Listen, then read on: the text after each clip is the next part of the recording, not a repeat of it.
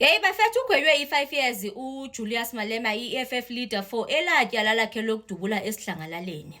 Phofu ke zininzi isigwebo akaye waziphiwa zi-about 5 since even ama-account wakhe bewu-5 so nzaza nazo nje ngoline.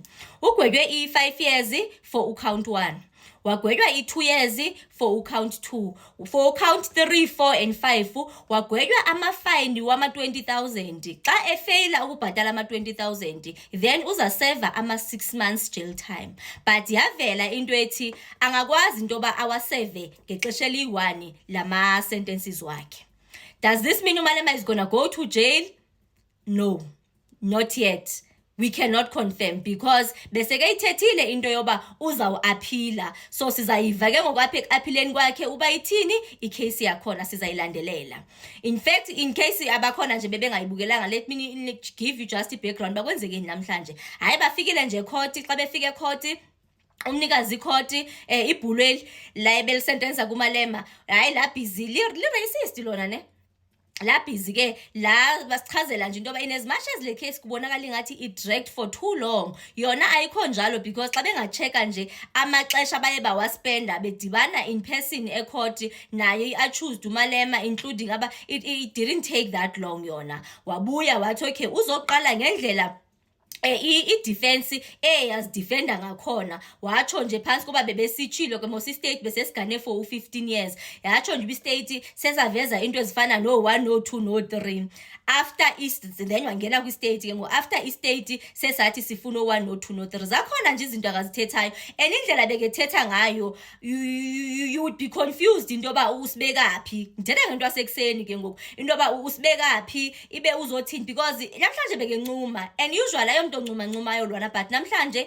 bekencuma lela bhulweli hayi ke leza nathi lasixelela ke into yoba umzekelo ezinye zezinto ebebemane miloba bedepende kuzo in terms of amaphepha akusafani xa sebefumana i-oral evidence okanye i-oral defense. Ndaze ndanayo into ethi inoba uMalema uba bekayisebenzise u-advocate Ncukayithobi maybe before ngenzeka ngeyazange elibzeke ngeli xesha because bafethu powerful like upowerful u-advocate Ncukayithobi we can't just take that away from him. The fact yoba nje uke arepresente nje abanye abantu nini uyawabuthabutha nje lamakhesi akarepresente nje labantu that sometimes are against us as South Africans, but yena nje bafethu we can't take that away from him. He's something else, is on another level.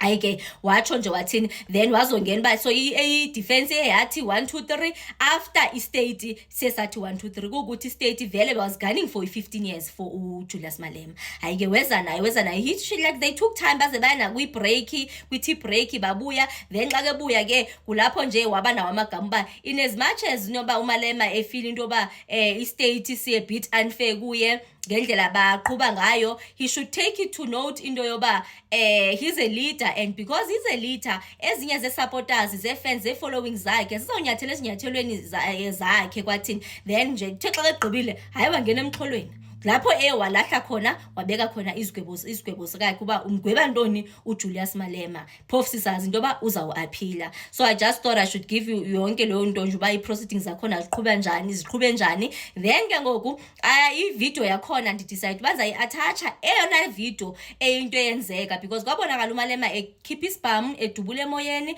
kwisidlangalala and then kwaya ke kwavela umnikazi uprotector wakhe wathatha isibham eso from kuMalema then icase yakhona yaqhubiyeka bavulelwa bebabini icase ke naye lo mntu lo mnikazi isibham lo protector yakhe akuthe kungephi kuseva kusithiwa yena uyaqhuma kule tyala lani uyaluwina icase yakhona phofu ke njoba ewine icase nje sesiyivile into izolo ezinye bokuzi-15 zika-April 2026 into yoba sekethathe isigqibo soba suwa istate i-20 million for ntoni for ukuprosecutor ke masithi wrongful prosecution. So ikhona into emahembe mangatha njalo then ke that's just about nanso ke ivideo yakhona then after nje into yakhona yathethisa nje uba ubanyani it was mainly about the law. Why did this one not be prosecuted yena kwanye not be found guilty like as today yena kuthiwe akekho guilty yet this one has been found guilty or was found guilty because wafindwa guilty yena wakuthi nje we were just awaiting i-sentencing yakhe uJulius Malema.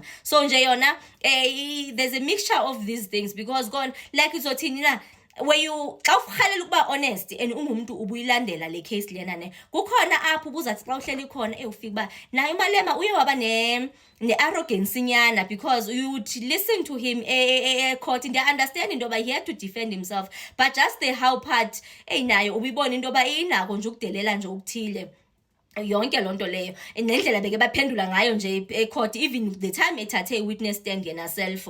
So bokhona nje lonto, so asiyazi ba izasibekaphi ke bafethu kona ayijiki the fact that yena uMalema he's one of us, and it's very sad into yoba he decided ukuthi nini naye amane turn against South Africans, because right now there are those South Africans that are really sad by le sentence akayifumene, babhlungu nyani futhi kubone bakhona, and on the other hand bakhona abathi he's actually deserving because of how naye he's actually recently been portraying himself. Bafethu, we cannot take the fact that uMalema in terms of politics, personally mna was never interested ngaleyo ndlela leyo kumapolitiki. Ndingumuntu vele bendi, because I'm a curious person nje in nature, ndiyathanda nje ukubona, but ukuqala ukufocusa kumcimbi nokwenza nama proceedings aseparlamente ndiqale ukwabukela ndize ndiwahlalele after uMalema bengenile iEFF ingenile eparlamente. They made it very interesting yona ne, that's how kubone we developed uthando lokufocusa kwinto ezifana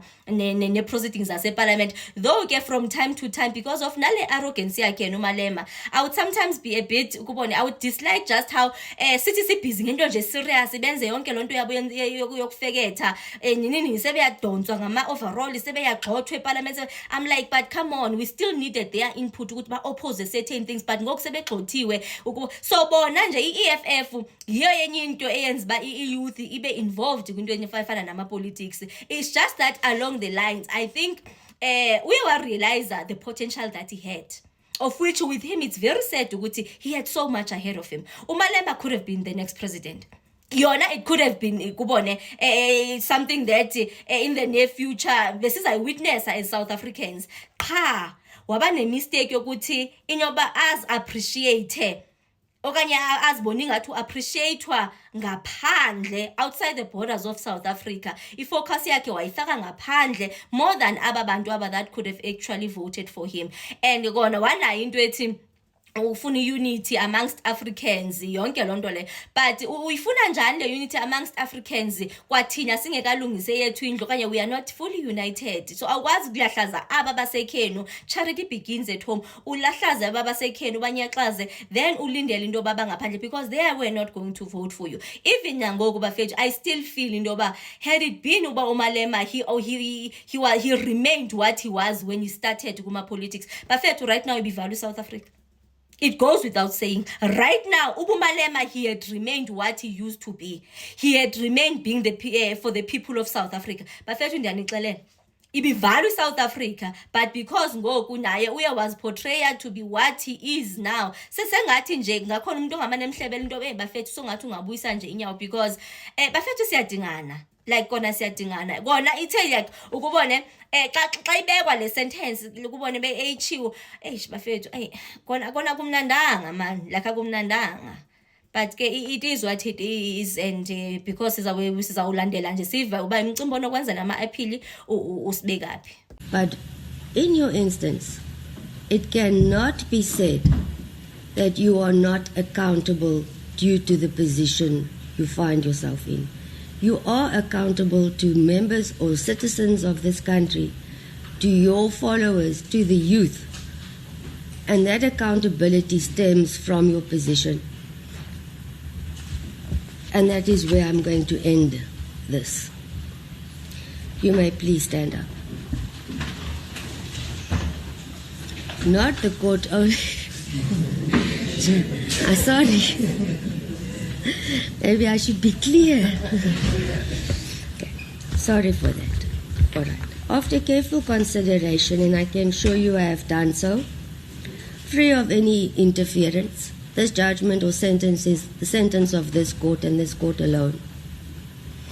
In respect of count 1, you are sentenced to a period of 5 years imprisonment. In respect of count 2, you are sentenced to a period of 2 years imprisonment. In respect of count 3, you are sentenced to 20,000 rand or to undergo 6 months imprisonment. In respect of count 4, you are sentenced to 20,000 rand or to undergo 6 months imprisonment. In respect of count 5, you are sentenced to pay a fine of 20,000 rand or to undergo 6 months imprisonment. In terms of Section 280, subsection 2 of Act 51 of 1977, the court orders that the sentence imposed in respect of counts 2, 3, 4, and 5 run concurrent with the sentence imposed in respect of count 1. You may be seated. Thank you.